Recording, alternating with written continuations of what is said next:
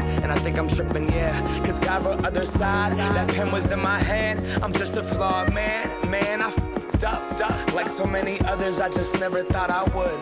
I never thought I would. All right, welcome to the Way Out Recovery Hour. I'm Bob Sharits, and I'd like to wish everyone a grateful Monday. You know, I come in here on Mondays, and it's my favorite day of the week because I get to really think about what an awesome and outstanding week we're going to have ahead of us. A lot of people don't like Mondays. I want to give you an opportunity to sit and reflect and get grateful, you know. And I don't know how it became. I just kind of thought of it now, but Grateful Monday, we'll call it, right? So welcome to the Way Out Recovery Hour. We are the Way Out. We're an intensive outpatient program for adolescents and adults. We are located at the corner of Plum and Bouquet Canyons. And if you get a chance, drive on by there because we have an awesome new sign that just went up this weekend, and it looks beautiful. Again, we're on the corner of Plum and Bouquet Canyon. Our phone number is 661-296-4444. Our website is thewayoutrocoveryscv.com. And again, welcome to the show. This is the Way Out Recovery Hour. I am really, I get excited every week for the show that we do, but I am really honored and excited about this show here. And I think for more than any other reason is because the issues that we tackle in the recovery process, and when I say the recovery process, it's a very broad statement right there because there are so many different disorders that people suffer from.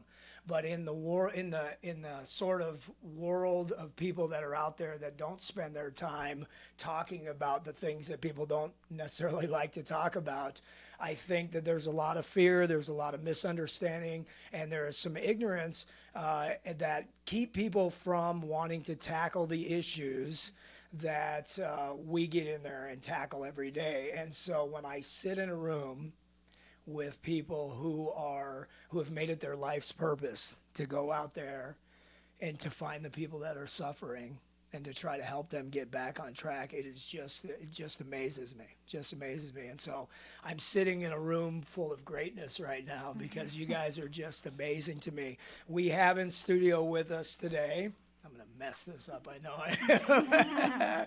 We have clinicians from the Bella Vita, which is an eating disorder clinic. There's several of those clinics, but we have an intensive outpatient clinic right here in Santa Clarita Valley, located right next door to Henry Mayo Hospital in the same complex over there. And we have in studio with us two of the primary clinicians. We have program director Meg Stradley. Hi. I got it. Did Yes, I get it? perfect. Marriage Thank you. family therapist. And we have Betty Castro, who is also a marriage family therapist. And both of you are clinicians over at the Bella Vita. Correct. So welcome to the show. Thank you. Thanks for having us. This Yeah, is great. Yeah, a couple of things I want to do is I want to start off by, let's introduce the program. What is the Bella Vita? Where are you located exactly? Phone number, website, and then we'll talk about what you guys do specifically. Go ahead. Sure. I can go ahead and do that. First and foremost, Bob, I just want to say thank you so much for inviting us on the show. Again, the sentiments that you said were so meaningful, and we feel the same way about the work you do. Thank you. And we're so happy to be able to collaborate and kind of join forces to help everybody in need. That's our ultimate goal. So thank you again. So I'll talk about a little bit in regards to our location here in Santa Clarita. Of course, we do have multiple other locations, but we opened up in Santa Clarita in 2015, and it's our newest location, in addition to locations that we have in Los Angeles, Woodland Hills, La Cañada, and Thousand Oaks. And we are right off the Henry Mayo campus. It's actually the Santa Clarita Medical Plaza. That's right there off McBean, and Singing Hills is probably the closest cross street. So it's like west of Henry Mayo proper. Right. Correct. Okay. Yeah. So like kind of in between Orchard Village and Singing Hills. The physical address is 23861 McBean Parkway, Suite E25. We're on the second floor. And our direct line there is 661-255-5440. But our 24/7 intake line to set up an assessment, our intake director is Michelle Lex, and her number is 585-1775. So what we have at that location is purely outpatient. At the Santa Clarita location, we have a full-day program, which is also known as PHP, Partial Hospitalization Program, and a half-day program known as IOP, Intensive Outpatient Program. And what is the population that you serve? Adults, adolescents, both? Correct, both. Co-ed and adults and adolescents. Okay, and your website? TheBellavita.com. That's TheBellavita. She's good. Well, welcome to the show. Again, at the way out, our tagline is asking for help is the first step. And it's very important that we put the information out there because, anyone who's listening, if you think, one of the things that I noticed on you guys' website is you have a test or a way that you can tell. So there's some questions that you can ask to see if there is any concerns or even formally an eating disorder going on in a family or with a loved one. And so go to the website and look at the information that's on there and reach out for help. And you can also call those numbers and ask the clinicians, here's what's going on in my life. Here's my relationship with food. Here's what I think might be going on. Can you help me, And anyone who asks for help, there's plenty of help available. And we, you mentioned the word collaboration and us working together. And it's very, I think, rare in today's world when you find someone who has either a substance use disorder, an eating disorder, or many of the other issues that people face, that they just have one issue going on. And so it's very important that we sit in the room, not only in this room together, but outside of here, that we collaborate and we coordinate care with each other because many people have what they call co-occurring disorders. So if somebody comes to you and they have other issues like, say, substance use disorder, what do you do with that? Do you guys treat everything, or are you specific to eating disorder? What do you do with that? I can talk a little bit about that. So what we've done in the past is we want to make sure that that they are sober, they're clean when they come in to work on their eating disorder. If they're still struggling with a substance abuse, then we want to make sure that they're okay on that aspect, and then we can start working on the eating disorder therapy and work there. Yeah, very important. Same thing with any. Well, and I would imagine, I don't know a whole lot about eating disorders. You guys, that's your expertise. I know a little bit about it, but I would imagine that with drug or alcohol use, that can play. I do know this, that can play a very significant part in whether or not a person is eating, what they do with food. You take something like a stimulant, like maybe methamphetamine, and a person who's using that, they're not eating anyway. And whether or not they have an eating disorder is a whole nother question. And so you really have to start to look at some of the other issues and make sure you get a handle on those. Same thing with mental health issues. You get somebody that comes into us and they have severe depression, severe anxiety, severe whatever's going on, but they're still continually using drugs or drinking. It's hard to get an accurate assessment on what's going on in their mental health status if they're still using drugs. And so it's important that abstinence, sobriety, as you said, is a key component. And then after that, they come to you specifically for the eating disorders. Right. So what is an eating disorder?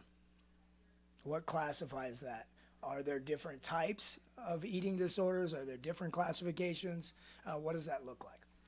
I think that it's so important to, a lot of people recognize eating disorders by the physical appearance, but that's so deceiving because anybody with, quote unquote, normal body type can be struggling with one of the three.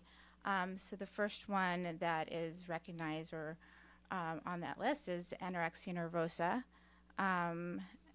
which is, do you want to help me a little bit? Sure.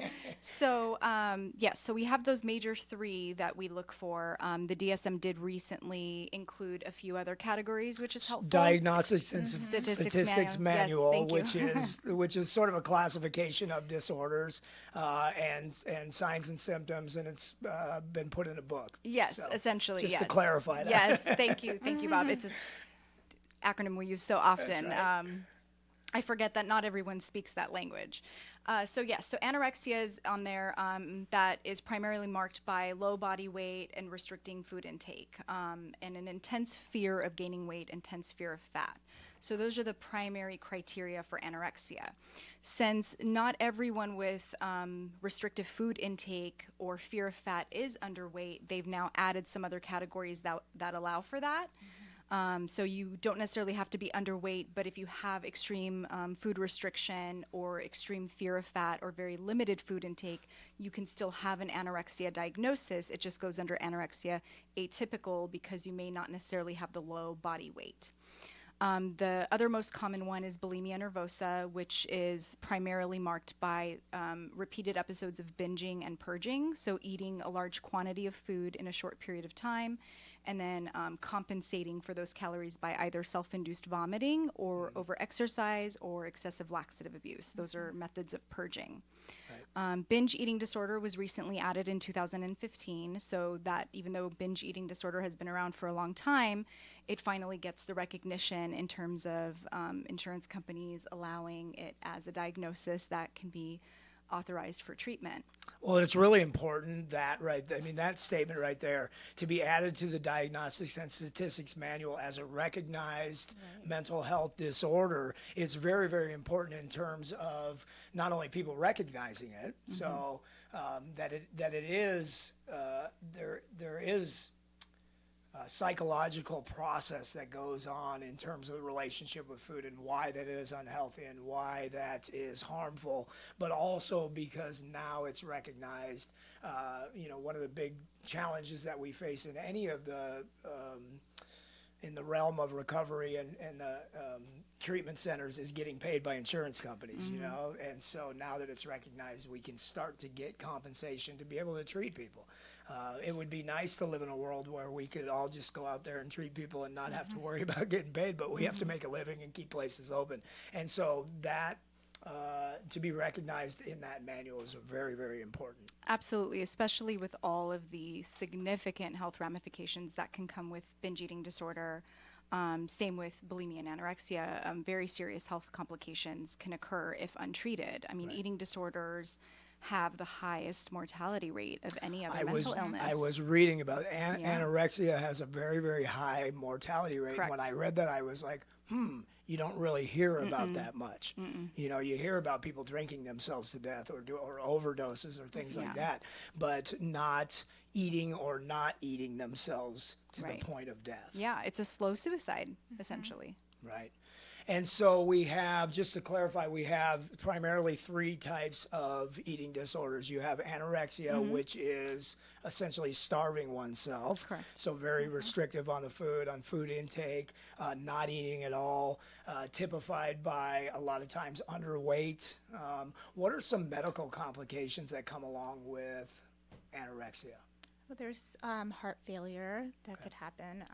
There is, I know that at first, sometimes even the refeeding part of treatment needs to be monitored because sometimes refeeding oneself after surviving on low calories could be a shock to someone's body, and we would need them to be monitored in a hospital before they would even transition to one of our programs. So it's even, it almost seems like hospitalization with some being rehydrated and vitamins put back in the system. Certainly not to get off on this big side thing, but the body, just like any other system, has a thing called homeostasis. So whatever you put into your body or take away from your body, because of survival, the rest of the system will compensate to stay alive. And so if you're starving yourself for vitamins and then you reintroduce very quickly, you can do a lot of damage that way. Absolutely. And I think that's one of the misconceptions, when we have people coming in for treatment, whether it's adults or adolescents with their parents, and they're like, why can't we just introduce food back at home? We'll just get them to eat more, or we'll do this all at home. Or they may want to come to outpatient, but we're recommending a residential level of care or hospitalization, and oftentimes they don't understand why. So we do have to explain the concept of refeeding syndrome. I mean, of course, within our scope, we're not medical doctors, but just based on being in the field and having that knowledge, there can be very abrupt shifts in electrolyte levels, potassium, just how the organs are functioning. So it can be very dangerous, and it has to be monitored when we're reintroducing the calories. Absolutely. And then the second of the disorders that you mentioned is bulimia. And certainly, I mean, I don't know that I would categorize one is worse than the other, but as you're describing bulimia, I'm thinking think about it, the suffering in a life that goes from way over here where I'm just gorging to way on the other side where now I'm getting rid of it, and I'm living in a life where it goes from massive intake to massive exit, and I'm trying to control that and live in that. I can't imagine what kind of damage that does psychologically, physically, or anything else like that. And sort of with an addiction, it's so time consuming. You know, it just takes away from that person's life. But some of the consequences, medical consequences, could be esophageal tear. Is that right? There's From vomiting. Right, Okay. right. So the tear, you know, you can physically see just in their face, just a swelling. Okay. There is dental work, you know, as well from the acid. Yeah. And also with if they are using laxatives as their method of purging, I won't get into the details, but long-term laxative abuse could result in some really serious permanent damage to Yeah, I that can part imagine of bodily functioning. Yep. gastrointestinal issues. Yeah. Yeah. Yeah, becoming, you know, just becoming incontinence. That's That's a the good word. There you go. Well, and as we talk about this, you know, it really states to the reasons why, you know, again, I'm honored to be sitting here with people that are brave enough to have these kind of conversations, because I wish we would come to a day, and I hope to God that I see this before I die, where everybody is just openly talking about stuff that's happening. You know, drug addiction, alcoholism, eating disorders, you know, bullying, whatever, the tough issues, right? And that we're able to say, hey, here's what's going on, and let's talk about it, and let's find some solutions. So, although it is uncomfortable sometimes, let's you know, to talk about that. Sure. We have to. And I mean, the details they're ugly, you know, and the details are difficult to say. And when we are sitting in an assessment with someone one-on-one, we'll get real with them, and we'll tell them, like, these are the consequences of your actions. It can become very catastrophic very quickly. And, you know, that cycle of binging and purging, kind of when you were describing it, like it's a very violent cycle. It takes a lot out of people, but yet it's important to remember too, with eating disorders, the function that it serves in their life is also very valuable. And that's why it's hard for them to let it go. You know, that act is serving an adaptive function for them that they rely on and hold on to pretty dearly. And that's why treatment can be so difficult. Right. Oftentimes, you know, when I introduce to families or people that are using drugs and alcohol, that I will say to them that this is a survival mechanism for some of the, like, oftentimes there's trauma and there's abuse and there's things that have happened in the past, and your body will adapt to compensating for that. You know, I feel in control if I'm in control of this one area of my life. But it's such a contradiction. I mean, you think about it all along, is there's a semblance of control because I'm controlling what's going into my body and what's coming out of my body or not, and it feels like I'm in control. But from the outside world, you know, you get somebody in here like you guys who know about this disorder and can frankly confront that behavior and saying, how much control do you really have? Absolutely. And when you're suffering from an eating disorder and you're knee deep in it, you're in the throes of it, it's difficult to see how destructive it might be to your life. I mean, some people do come in, of course, and they know that it's a problem and they know that it's destructive, and that's why they want the help. But we, of course, have clients who come in with ambivalence and they're scared, and, you know, they're just like, why can't I continue maybe just a little longer? And kind of a good visual that I give them is like, you're standing right up against the picture right now. So you have your nose up against this picture, so you can't see the landscape or the details. But if you take a few steps back, you'll start to really notice what you're looking at. Oh, I like that. I'm going to use that. I'll charge you 5 I love cents. that.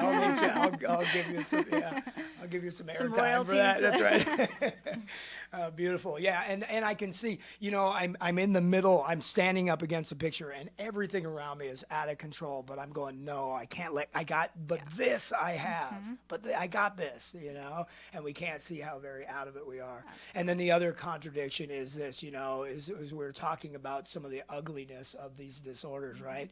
And part of the reason that a lot of people engage in this is because I want to look a certain way or I want to have a certain image, but I'm trying to achieve this certain, in my mind, beautiful image, but the reality is so very like, oh my God, right? Yeah. And we have to be sensitive about it, because even though we're seeing it as this really destructive thing in this person's mind who's struggling with the eating disorder, like, they may not see it as a struggle. They may see it as, this is my survival. This is helping me. Why do you want to take something away from me that is helping me? Yeah. Well, it's certainly a tough, there's an art to being able to form a relationship with somebody that they can listen to you and still be the one who says, hey, you got to cut this out, right? There's an art to that, and that's why you guys go to school for so many years and learn the things you do and then get in there and work with the tough issues. So this is the Way Out Recovery Hour. We will be back in a couple of minutes to pick up where we left off. Thanks. Drugs or alcohol abuse can tear a family apart. In Santa Clarita, just like everywhere else, it's an epidemic. The Way Out Recovery is here to help. Call them now at 296-4444 or visit them on the web at thewayoutrocoveryscv.com. The Way Out offers outpatient treatment for adolescents, adults, and family members. The Way Out is compassionate, caring, professional, and confidential. You and your family don't have to suffer any longer. Call the Way Out Recovery now, 296-4444, or visit thewayoutrocoveryscv.com and make an appointment. Asking for help is the first step. Do you know a single parent struggling either financially or emotionally in the Santa Clarita Valley? Single Mothers Outreach is an organization that focuses exclusively on the needs of vulnerable single parents. Single Mothers Outreach provides assistance with housing, financial organization, life and career skills, in addition to emotional health and support. Single Mothers Outreach also provides single parents with a community of people who understand exactly what a single parent goes through and the struggles he or she faces on a day-to-day basis. Visit singlemothersoutreach.org. Hi, I'm Miles McNamara, Certified Senior Advisor and owner of Comfort Keepers in Home Care. Our caregivers help you in your own home. A Comfort Keeper can provide companionship, meal preparation, medication monitoring, assistance with personal care, transportation to doctor appointments, all enhancing your independence and safety in the comfort and privacy of your own home. So if you or someone you love could use a helping hand at home, call Comfort Keepers at 287-4200. That's 287-4200. Come see some of the best live theatre Santa Clarita has to offer at the Canyon Theatre Guild in Old Town Newhall. For over 35 years, the CTG has been entertaining live audiences with their top quality plays and musicals. The Canyon Theatre Guild also offers workshops for children ages 6 to 17. Discover the Canyon Theatre Guild. Call 799-2702. 799-2702. We'll see you at the theatre. KHTS. We fall so hard. Now we gotta get back what we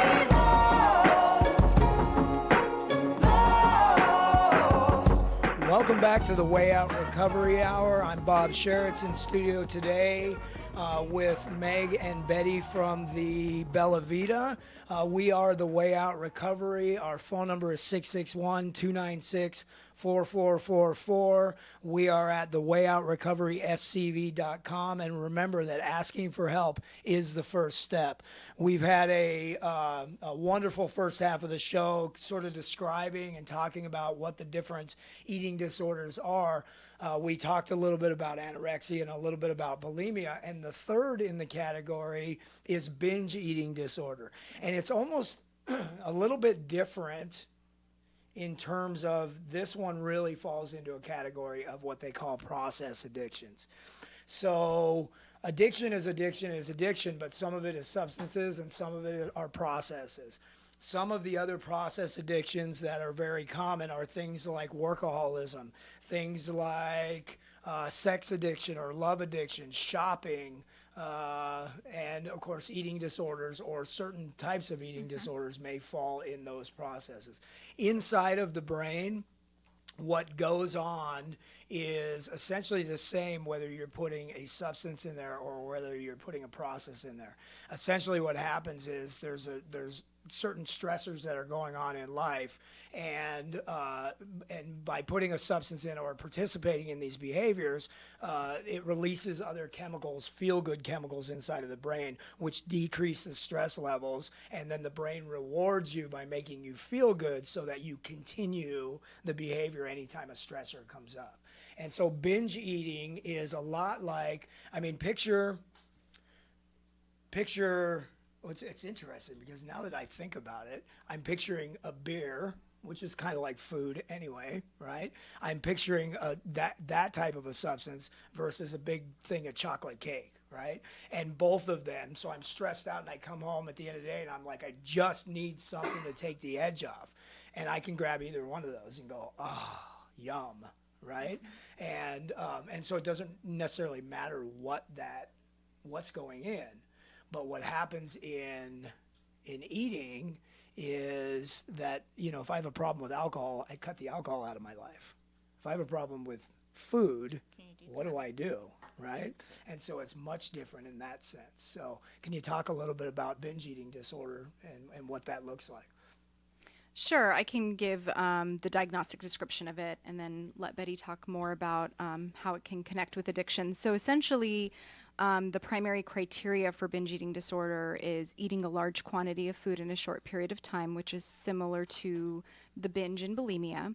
So a large quantity, of course, would be, 3,000 upwards of 5,000 calories in one sitting. Short period of time is 2 hours or less. And a feeling of out of control when it's happening. That's really a key criteria, is feeling that you cannot stop, that you will continue to binge even if you physically feel ill. So knowing it's not good for you and doing it anyway. These are really important kind of statements that we hear from clients that let us know that this isn't just like, hey, Thanksgiving dinner, I had a little extra. This is a problem.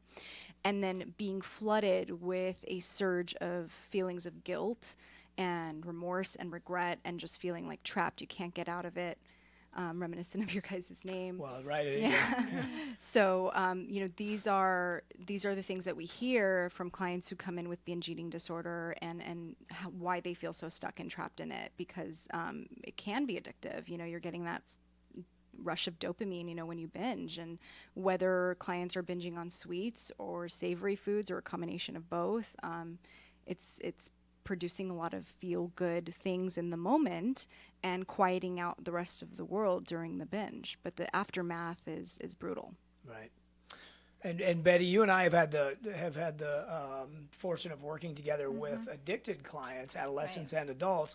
And so I've seen you do your work, your wonderful work inside of the addictions categories. And so you see a lot of crossover, a lot of similarities? Well, as Meg was talking, I was kind of picturing, what clients would tell us as the act of, engaging in, in just their drug of choice or drinking, but also the hangover that she's describing of, that remorse, the shame hangover. Right. So, and of course, it's just the physical aspects too, of just really feeling uncomfortable and more also medical issues of, diabetes or whatever that might come with that as well. Oh yeah, I hadn't even thought about that, but now that you say the word diabetes, I can imagine blood sugar where you're sort of forcing it to go way up here and then it's all over the place. all over the place. And so the difference between binge eating disorder and bulimia is that there's no purge part of it. Correct. Right? Yeah, it's the lack of compensatory behaviors. So binge eating disorder, there's no compensatory behaviors. That's why more often than not, people who are coming in with binge eating disorder tend to be overweight Okay. or obese, which of course presents the health complications. Not always. It's not always the case, but it can be. Whereas with bulimia, they may tend to fall more in kind of a normal healthy weight range and might not have a lot of weight fluctuation. So those are kind of the primary differences between the two. So it seems to me that when clients or potential clients or their families come in and they work with you guys at first, that there's a lot of initial education that takes Absolutely. place, right? Yes. Yeah. What the difference is, what maybe you may be suffering versus this other person, what the typical signs are, right? And so Absolutely. your treatments vary based upon which of the categories of eating disorder you fall in? I mean, yes, but we do provide, like you were talking about, we do provide education for the parents, and we do provide family sessions so that there is, depending on work in that relationship, or also more education is how we kind of, I'm just going to meet with mom and bring in daughter later or son later, to provide them what would be helpful, what would not be helpful in the home, because we don't want them to keep this walking on eggshells, Right. I guess mode or whatnot at home. Well, I can imagine it's just, wouldn't it be nice? Certainly, I mean, you had mentioned, Meg, the term scope of practice, and I'm not a medical person. We're not MDs sitting in the room, but there are a lot of similarities. Wouldn't it be nice to be able to do the same kind of education, or to look at it as like somebody has diabetes? We come into the home and say, okay, your son, your daughter, your husband, your wife has diabetes. Here's what you can do inside of the home in terms of foods that you keep in your cupboard, or what you have laying around, or attitudes about it, or whatever, right? And so wouldn't it be nice to, and I think that's what we try to achieve, is to get the families to go, like, take a breath. Here's what's going on, and there are some real positive things that you can do that are simple around the home that will be helpful to this recovery process. Right. Yeah, and what I'd like to add to that is, wouldn't it be nice if the families would be as receptive, That's right. if when it is a medical condition and a doctor is telling them their prescription, including, what meds they should take, what treatment they should do, what changes they should make. Of course, there's a lot of people who don't listen to their doctors, and they go about, eating things that are not good for them in terms of, like, if they have diabetes and they may still eat that something with sugar, or if they have a heart disease and they're, having a really nice greasy piece of steak or something like that isn't necessarily good for that medical condition, but they do it anyway. So I'm aware of that. But at the same time, with mental health, despite how much more we do talk about it now than before, there is still a lot of stigma and taboo around it. And there is still a lot of that kind of magical thinking that it's just going to go away. Yeah, yeah. I when I work with families, I hear that a lot. Is the tool that they have is hope, which cool. It's great to have some hope, but I will say to them, like, hang on to your hope. It's a beautiful thing, but hope doesn't change. It's not an action step. Right. We need to do some things as well, and there is hope and there is change. Absolutely. If we do some simple things, we can make the changes. And a lot of times, the education is getting the families and the participants to look at it from a different perspective. Although it's a disorder that is doing some damage in my life, that it's okay for me to accept that I have this thing, that I have to change. I have to live a lifestyle that's conducive to the recovery from an eating disorder or from substance abuse or whatever, right? So somebody walks in your door and you just throw them in group. How do they start? What happens? No. So the way the whole kind of thing plays out is they would first call our intake director, Michelle, whose number I mentioned earlier in the show, and she would take some preliminary information to kind of do just like a basic screening over the phone.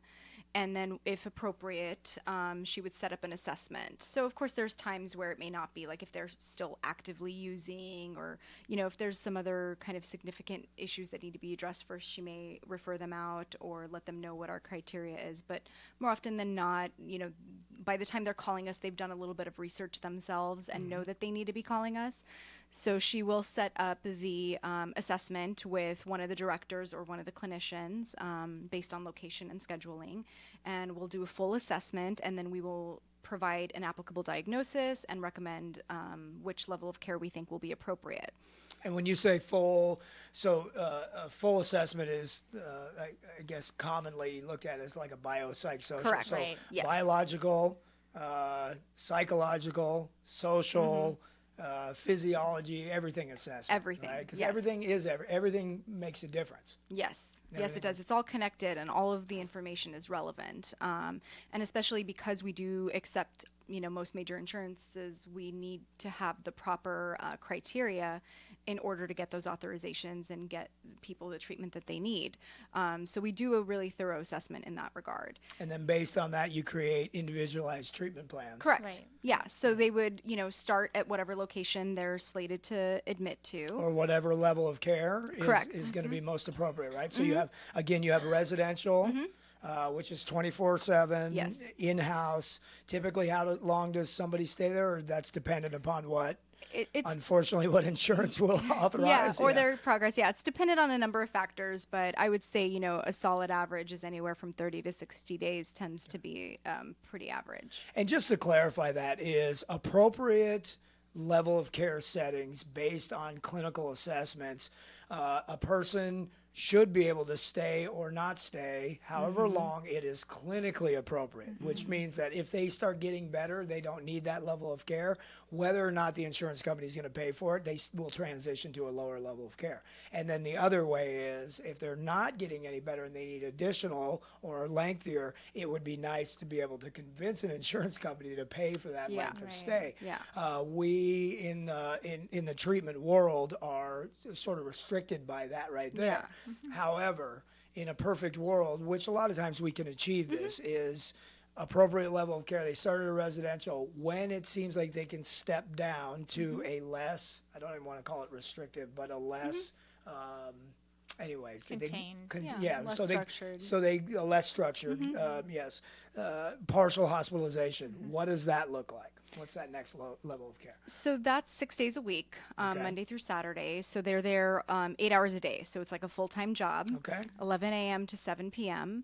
And then Saturday tends to be a shorter day. It's multifamily groups. So the clients bring their family members, friends, spouses, whoever they have in their life as a support system. Right. And that day is mainly about psychoeducation, communication skills, understanding the eating disorder, just working through the family dynamic stuff, since that plays a huge role in eating disorders. If we look at, relationship issues as kind of one of the core triggers. So, and then half day is the same thing, just split in half. So it's a 4-hour day instead of an 8-hour day. Right. And that tends to work really well for people who maybe are working and don't have the ability to be there full day, or maybe they're in So school. are those hours sort of flexible, or They're evening? flexible. Evening? Yeah, they can either come first half of the day or second half of Oh, the day. great. So Yeah, it that's is important. flexible, absolutely. And that, is good for those people who don't have the option to take time off work. Or, they may be in their last few weeks of school and just really want to wrap up. And we try our best to make sure that people can still reach their other life goals while they're getting treatment, if it's clinically appropriate, of course.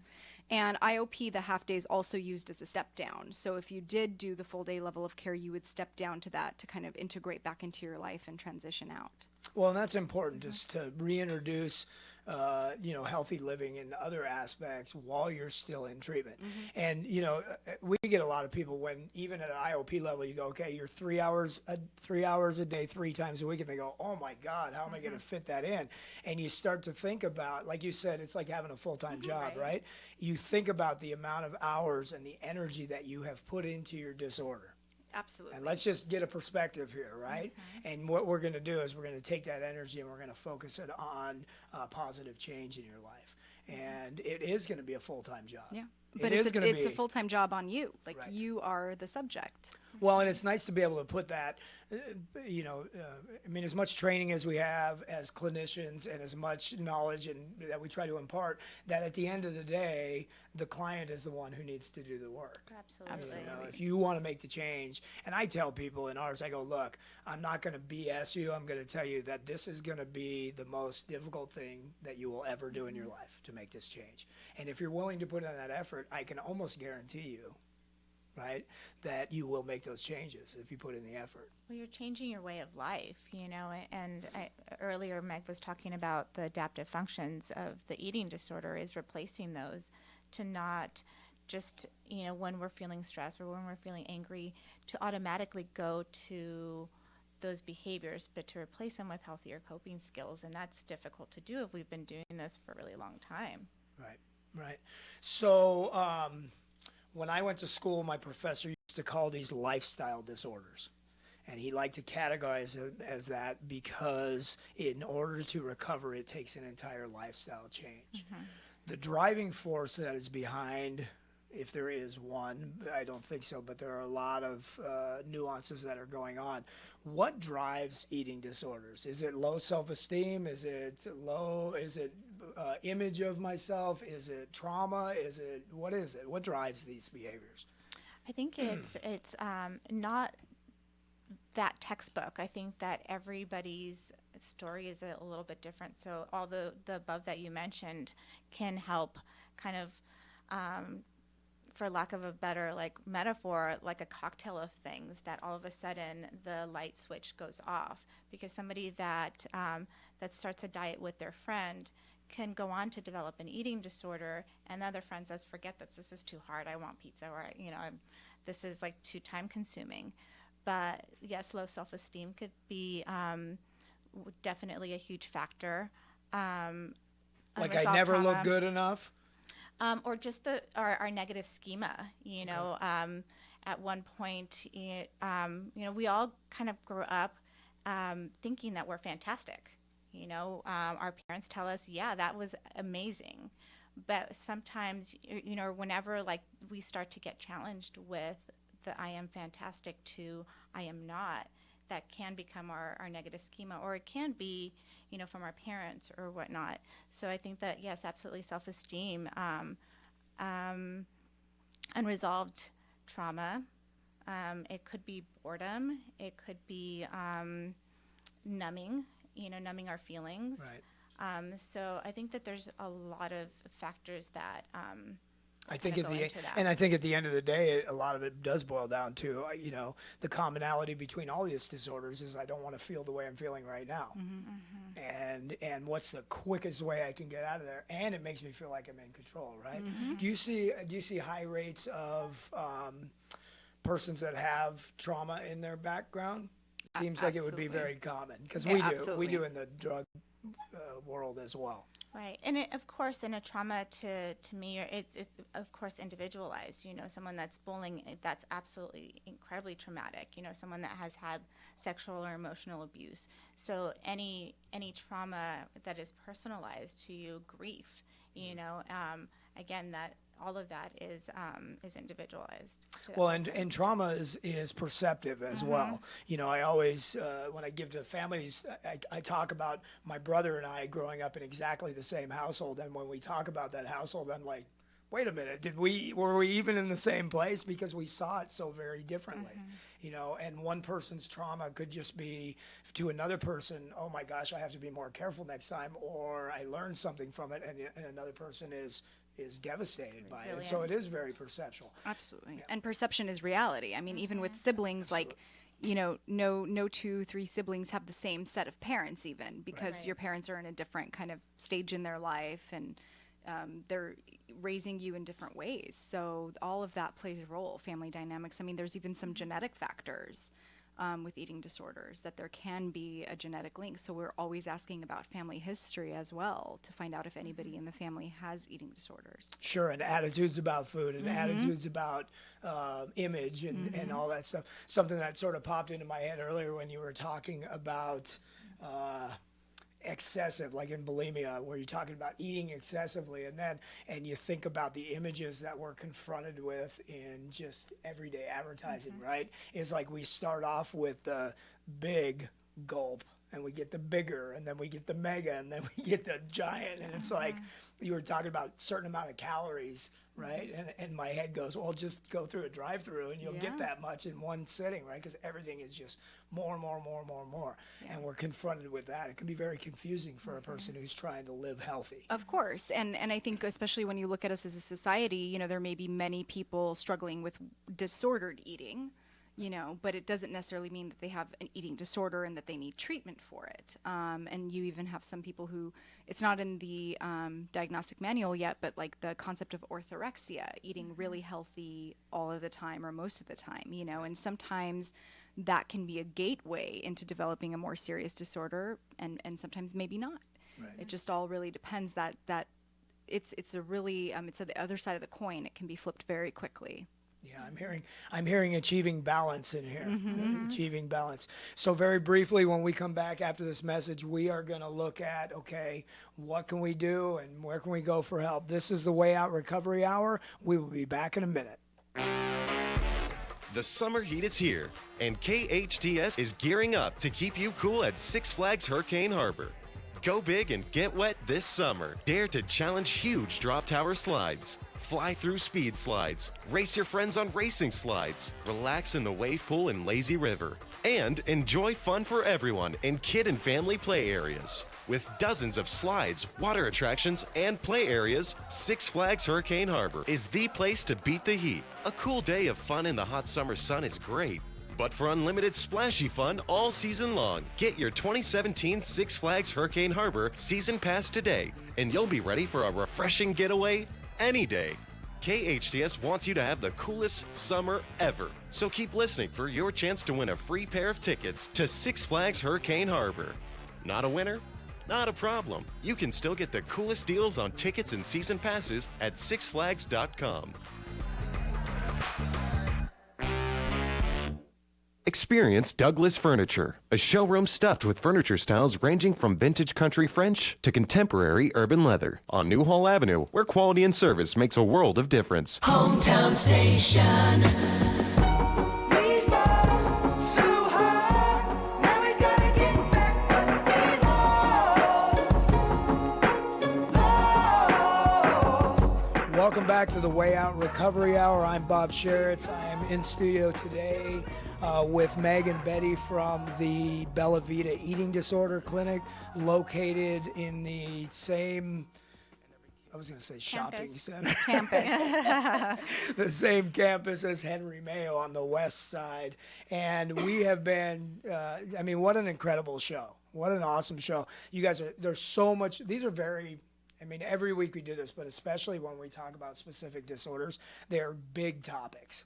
Big conversations, and we could take any one of the little things that we've talked about today and just really sort of dissect it and look at it. But overall, we've been looking at eating disorders, and specifically 3 different types: anorexia, bulimia, and binge eating disorder, and sort of looking at, you know, what are signs and symptoms and how does somebody know.